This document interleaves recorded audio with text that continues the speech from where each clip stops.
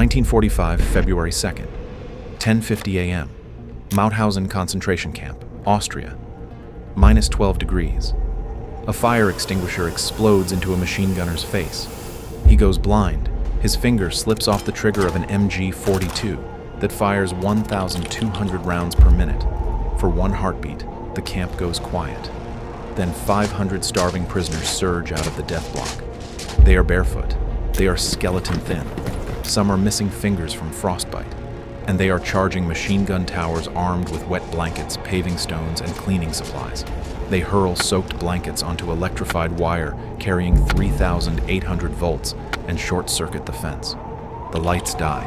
Men stack their own bodies into a human ladder, climbing over a 3-meter granite wall on each other's spines. Bullets tear through the yard. Bodies drop. And still, more men climb. But here's what makes this impossible. These are not soldiers on a mission. They are the weakest prisoners in the entire Nazi camp system. No names, no registration, no record. The SS created a decree to erase them so completely that even the Red Cross was told they never existed. The Nazis gathered the most defiant men in their system, the ones who had already escaped other camps, stripped them of everything, and locked them in one block. They accidentally built the perfect escape team. Within hours of the breakout, the SS mobilizes soldiers, police, Hitler Youth, and ordinary civilians to hunt them across the Austrian countryside. They call it the Hare Hunt. Of 500 men who ran, only 11 survived. How did prisoners with no weapons crack a fortress designed to be unbreakable? And why did the system built to erase them become the very thing that guaranteed the world would remember? March 1944, Berlin. A directive gets typed on official letterhead in the Reich Main Security Office because genocide always loves a form. The order, preserved after the war as Nuremberg Document 1650-PS, carries the weight of bureaucratic precision. It says that if a recaptured prisoner of war officer refuses to work, resists, or keeps attempting escape, he is to be transferred to the security police and SD under a classification called Step 3. The document is typed on official letterhead, stamped, filed, distributed through proper channels, because the Third Reich runs on paperwork, even when that paperwork is designed to make people vanish. No trial, no record, no polite lies. Then the part that should make your stomach drop. The transfer must never become officially known. The recaptured men are to be reported as escaped and not captured. Their mail continues to be handled as though they are still missing. If the International Committee of the Red Cross asks, the answer is the same. This is not a murder order. It is an erasure protocol. The Nazis do not want these men dead. They want them to be non-existent. They give the directive a code word because renaming a crime makes it feel like administration. Kugel, bullet. And where do you send people when you need them to disappear inside a system already designed around disappearance? Mauthausen. By spring 1944, somewhere between 2,000 and 5,000 K prisoners, primarily Soviet POW officers who had attempted escape, were deported to the granite fortress above the Danube. The camp sits on a plateau overlooking the town, ringed by quarries where prisoners are worked to death hauling stone up 186 steps the guards call the Stairs of Death. Some K arrivals are executed immediately, but the rest are routed into a place that does not even bother with a bullet, because shooting creates evidence. A noise, a witness, a line item. Block 20 is quieter. Inside the camp, Block 20 is a camp within a camp. A stone wall, electrified barbed wire. Isolation is so complete you can stand a few paces away and pretend the coughing is wind. The prisoners inside are not issued numbers. No registration, no official existence. So when they die, and they will, there is no file to close. No column to update, just a body that the paperwork already pretends was never recaptured. The conditions match the intent with surgical precision. They sleep on bare floors, pressed together for warmth, because there are no beds. The stone draws heat from their bodies through the night. In winter, men wake to find the person beside them frozen solid, still pressed against them for warmth that never came. The cold is not an accident, it is part of the design. One survivor states it plainly: a person who entered Block 20 no longer counted as a person. Every morning, guards drive them outside before dawn, forced to stand for hours, forced to crawl, forced to lie flat in mud so an SS man can walk across their backs without dirtying his boots. Food is not a meal. It is a measured quota of spoonfuls. Take one spoon too many, and you are beaten or killed. No medical care, no margin. Camp historian Hans Marschalek, himself a Mauthausen survivor, documented the arithmetic with grim precision. Life expectancy inside Block 20 was measured in weeks, not months. In the winter of 1944 to 1945, 20 to 30 men died every day. That is not hyperbole, that is the daily count. Bodies stacked like cordwood, nameless, unregistered, as though they had never drawn breath. You arrive, you weaken, you vanish. But the Nazis make a mistake so fundamental, it deserves to be studied in every military academy on Earth. They used Step 3 to concentrate on exactly the wrong kind of man. Not random prisoners officers who had already escaped other camps. Men who had already refused once. Men who already understood how guards rotate, how searchlights sweep, how authority flinches when surprised. Put enough experienced escapees in one room and the room becomes a planning committee. So what happens when the one population trained to break cages lands inside the cage designed to be unbreakable? And what arrives in January 1945 that finally lights the fuse? Block 20 does not give you tools. It gives you scraps that might become tools if you are desperate enough to reimagine them. In January 1945, 17 Soviet officers were transferred into Block 20. They still have muscle, discipline, and enough time in their lungs to act. They take one look at the block and understand the schedule. Not metaphorically, clinically, a few weeks. They do the calculation. If death is guaranteed inside the wall, why not buy even a fraction of probability outside it? So they start whispering. They start counting guard shifts, tower angles, how fast boots cross a yard at night. They study the fence the way a locksmith studies a lock when he has no pick. The officers run an inventory of what Block 20 contains. Paving stones loose enough to grab, coal pieces, soap chunks, wooden clogs, a few fire extinguishers mounted on barrack walls for show, and blankets. The blankets are both punchline and miracle. The fence is the key obstacle, until someone understands that electricity has a weakness rooted in physics. High voltage wire kills you by completing a circuit through your body to the ground. If you can force the current to travel through a conductor you control, you can overload the system. Wet cloth conducts.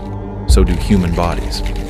The plan is to throw soaked blankets over the wire and short it out fast enough to create a dead window in the current. Not a clean shutdown, a brief blackout, a blink. And in Block 20, a blink is a door. But blankets also survive in deep winter. Every blanket you soak is warmth you sacrifice now to run later. Every blanket you soak is a water freeze now to run later.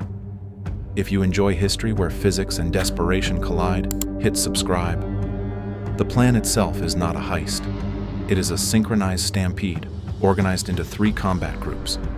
Group 1 hits the watchtowers, blind the gunners with fire extinguishers repurposed to smother vision, overwhelm the guards with stones, coal, clogs, anything with mass. By seconds. Group 2 kills the fence with wet blankets or with bodies if the blankets fail. Group 3, the climb. Because after the fence comes the granite wall, 3 meters of dressed stone with no handholds. And the wall does not care that you are starving. So the wall gets defeated the oldest way imaginable. People become steps. One man's back becomes another man's rung. The first man up pulls the second. The second steadies the third. The fourth falls and tries again. Here is the detail that twists the knife. The Nazis run a camp on paperwork. They catalog shoes. They have long hair. They count gold teeth. But for these men, they want no paperwork at all. Which means the only way Block 20 can end correctly is for nobody to ever walk out and speak. So for the prisoners, escape is not only about survival. It is about forcing the camp to generate a recorder witness, a story, a name that reaches the world outside the wire. 500 men keep this secret. In a camp built to extract information through hunger and violence, 500 people share one idea and hold it shut. No coded notes, No smuggled radio, no map, just eye contact, whispered numbers, and the knowledge that if the SS hears even a syllable, Block 20 does not just continue, it ends. One man breaks, and everyone dies early. The escape date is set the night of January 28th to 29th, 1945. Not a preference, a deadline. Because men keep dying at a rate you can count on shrinking fingers. Then, 2 days before the planned breakout, the SS gets suspicious. On the night of January 27th, guards pulled 25 prisoners from the blockmen still in relatively strong condition and shot them. Among the dead are organizers. If you are plotting an escape, that is the moment you assume everything is finished. One confession could end 500 lives, but the plan survives. Either nobody talked, or the Nazis still do not grasp the scale of what is forming. The escape is postponed. New time February 2nd, 1 a.m. Now the arithmetic changes. 25 men are dead because the plan existed. If you quit, their deaths purchase nothing. In Block 20, that kind of guilt becomes fuel. But a second problem hides beneath the plan like a cracked floorboard. Not everyone can run. And the night they choose, they are going to have to leave people behind. So what happens when 75 men too sick to stand hand their last rags to the men who might survive, knowing the SS will murder everyone who remains the moment the first prisoner clears the wall? February 1st, 1945. Inside Block 20, the air smells like wet cloth, unwashed skin, and the kind of fear that does not shout. It sits. There are no maps spread across a table, no weapons rack, no hero in a leather coat checking his watch and delivering a stirring speech. There is only a stone floor, wet cloth, and the mathematics of who lives long enough to make it to the wall. The planning happens in whispers, in glances, in the small movements of men who have learned to communicate without words because words can be overheard. There are men staring at their hands as though the hands belong to someone else. Blankets being soaked, quietly, like contraband. Stones gathered into piles that look pathetic until you remember what they are aimed at. And there are the ones who cannot go. Around 75 prisoners are too sick to rise. Their bodies have reached the point where the will to move exists, but the muscles no longer obey. Dysentery, pneumonia, frostbite, starvation. These are not metaphors. These are medical realities that make standing impossible. They remain in the block, and they know exactly what that means. The sources are blunt. They do not have the strength to stand. So they do something that sounds simple and is devastating. They give their clothes to the men who will run, not just extra rags, their own layers, the shirt off their back, the cloth wrapped around their feet. They strip down in the coldest part of winter and hand over the last barrier between skin and death, because if you are going to die anyway, you can still choose what your death purchases. And these men choose to buy someone else a chance. A layer of cloth matters when you sprint barefoot through winter. Rags become armor when you crawl through snow. A sick man peels off the last fabric between his skin and the cold and hands it to someone else. Not because he believes in victory, because he believes in a witness. The 75 left behind are not bargaining. They already know the rule with absolute clarity. If the escape happens, the SS will murder every prisoner who remains. There will be no trial, no questions, no mercy. The guards will walk into Block 20 and execute everyone too weak to run. The sick men know this. They accept it, and they give their clothes anyway. They are already dead, but they can still choose what their deadness purchases. The men who will run split into 3 teams.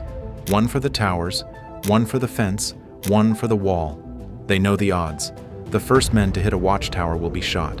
The men who press blankets onto the wire might be electrocuted. The men at the wall will be the easiest target silhouettes against snow.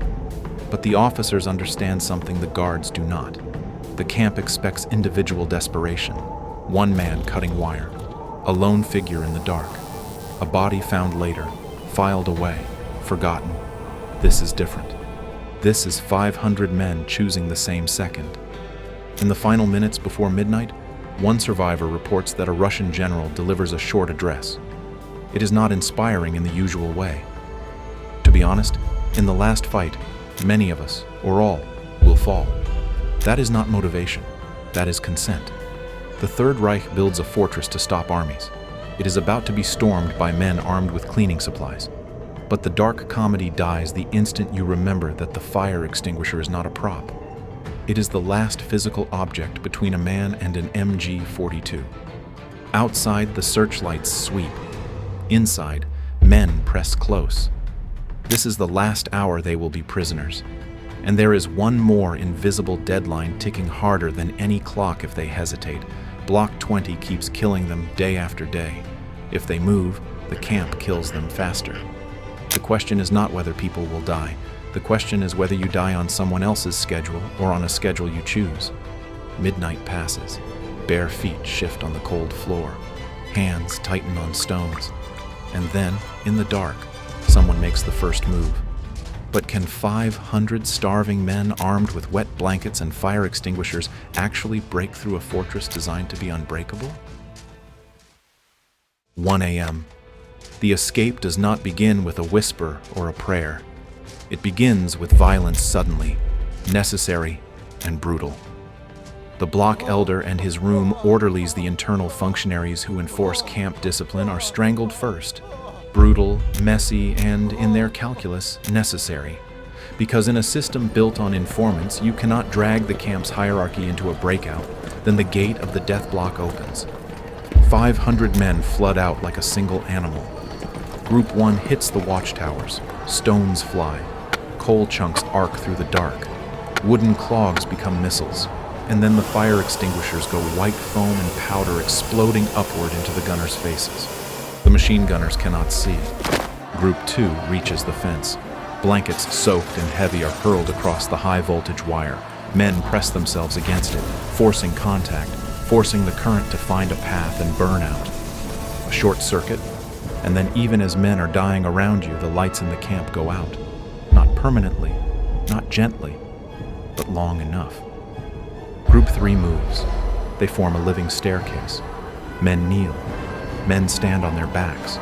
Men climb over shoulders like a human siege tower. One man reaches the top of the wall. He drops to the other side. The next one follows. Snow swallows their feet. Darkness swallows their bodies. On the far side of the wall, there is no alley, no vehicle, no safe house.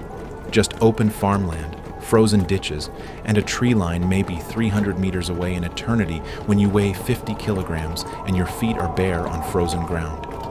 The snow is loud. Every step crunches. Every exhale becomes a white cloud that advertises your position to anyone with a flashlight. Some men run because they have spent months practicing the only motion still allowed forward. Others take 3 steps and collapse because starvation does not care about courage. A body can be willing and still fail. In the yard, the remaining towers dial in their aim. Bullets tear the night. Men drop, and the ones behind do not stop to look. Not because they are cruel, because stopping is death. Then something unthinkable happens. One watchtower falls. Prisoners overwhelm the eastern tower, kill the gunner, and seize the MG-42, the weapon designed to kill them. For a few minutes, they turn the camp's own weapon on the neighboring SS post and knock it out. That detail is easy to read and hard to feel. It means that for a span of minutes, men who are not supposed to exist are firing the machine gun that was built to ensure they never would. The yard is chaotic. Bodies fall where they are hit. Others collapse a few hundred meters beyond the camp exhausted, starving, freezing. Some are shot. Some simply stop moving because their bodies have been running on borrowed weeks. Yet for a measurable moment, the impossible becomes arithmetic. About 419 people escape the camp perimeter. That is not a few. That is a catastrophe for the SS. Because the entire purpose of Block 20 is that nobody leaves. And now hundreds are loose in the forests and fields of Upper Austria, but the 75 who could not stand? The moment the escape is discovered, the SS murders the sick prisoners who remained in Block 20 still that same night. So the escape succeeds, and the price is collected immediately. You might think the wall was the climax. It is not, because now the Nazis face a different species of panic. Not strategic, personal. If even one of these men survives until liberation, the story of Block 20 leaks. The erasure fails. So within hours, orders go out and 500 dangerous criminals have escaped. Volkssturm, Wehrmacht, local authorities, SA detachments, Hitler Youth all mobilized. And then the command that turns the countryside into a killing field no one is to be brought in alive. They call it the Mühlviertel Hare Hunt. And it is about to reveal the most unsettling layer of the entire story. The camp does not have enough manpower to kill them all, so it asks the world outside to do it, which means the next question is not whether the escapees can stay hidden. What happens when ordinary civilians are handed a license to hunt human beings? Morning breaks over Upper Austria. The snow is no longer clean. It is marked with blood drops, barefoot tracks, rags snagged on branches. And somewhere in the frozen timber, men who escaped a death camp are trying to remember how to breathe without being heard. The SS mobilizes everything. SS staff, Wehrmacht units, SA detachments, party officials, Hitler youth groups, and civilians. The official language says numerous local civilians participate. Phrasing that means the reality was worse. The hunt lasts 3 weeks. Dogs sweep through woods. Search parties comb barns, root cellars, haystacks. A neighbor notices disturbed hay. A child spots a shape in a ditch.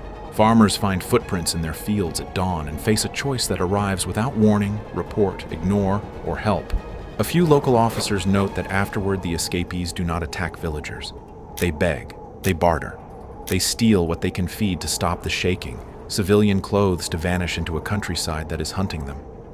Some knock on doors in the middle of the night, skeletal, barefoot, speaking broken German or none at all. That detail matters, because it means the dangerous criminal's narrative is a lie engineered to make killing feel like civic duty. This is the part where the escape stops feeling like an escape and starts feeling like a slower execution. In one area alone, Schwertberg and its surroundings record roughly 150 escapees shot, stabbed, or beaten to death by pursuers. A gendarmerie chronicle from the region describes what the towns hear: machine gun salvos, shouted commands, roaring, dogs. It describes bodies lying in fields like after a battle. And it describes something small and human that matters more than the gunfire. 2 gendarmes see the bloody footprints in the snow, so they walk over the tracks with their own boots, scuffing them into illegibility, trying to slow the hunters, trying to prevent a massacre they can already smell on the wind. Not everyone obeys, not everyone hunts.